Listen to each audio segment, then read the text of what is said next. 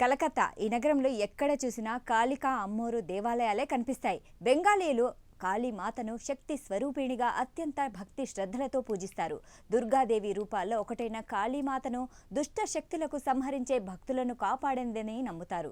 దసరా పండగప్పుడు దుర్గా నవరాత్రులు అత్యంత వైభవంగా కలకత్తాలో నిర్వహిస్తారు.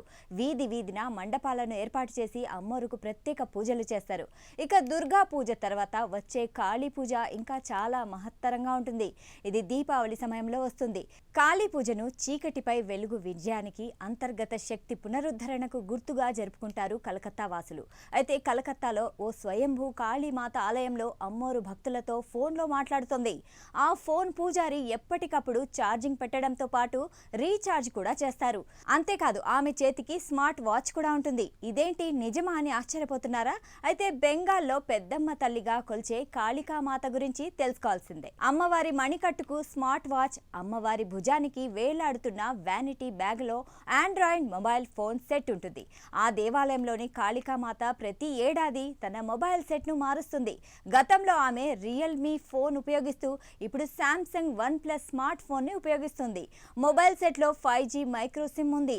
ఇది ప్రీపెయిడ్, ప్రతి నెల రీఛార్జ్ చేయబడుతుంది. మొబైల్ ప్రతిరోజు క్రమం తప్పకుండా ఛార్జ్ చేయబడుతుంది. దీంతో పాటు అమ్మవారి మణికట్టుకు కట్టిన స్మార్ట్ వాచ్ కూడా ఛార్జ్ పెడతారు. ఇదంతా ఏంటి? అమ్మవారికి స్మార్ట్ వాచ్, శాంసంగ్ ఫోన్ ఏంటి? అమ్మవారు నిజంగానే ఈ వాచ్ ఫోన్ను వాడుతున్నారా? ఫోన్లో భక్తులతో అమ్మవారు మాట్లాడుతుందా?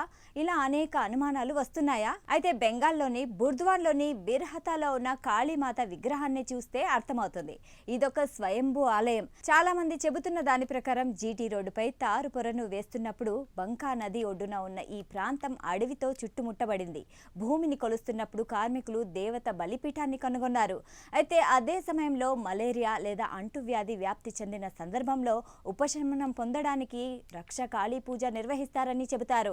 19వ శతాబ్దం మధ్యలో వెదురు, గడ్డి, తాటి ఆకుల పందిరితో చుట్టుముట్టబడిన బలిపీఠాన్ని నిర్మించారు. దట్టమైన అడవిని తొలగించారు.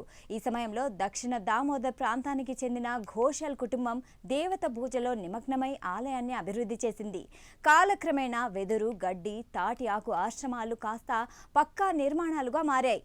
అమ్మవారి ఆలయంలో నిత్యం పూజలు జరిగేవి. అయితే అమ్మవారికి విగ్రహానికి స్మార్ట్ వాచ్, ఆండ్రాయిడ్ ఫోన్ పెట్టడం ఏంటనే మ్యాటర్కి వస్తే దీని వెనక జరిగిన అసలు కథ ఏంటంటే, అమ్మవారి ఆలయానికి రోజు వచ్చే సమయం లేని ఓ భక్తుడు తల్లితో మాట్లాడడానికి ఒక ఫోన్ను కొనుగోలు చేసి ఇచ్చాడు.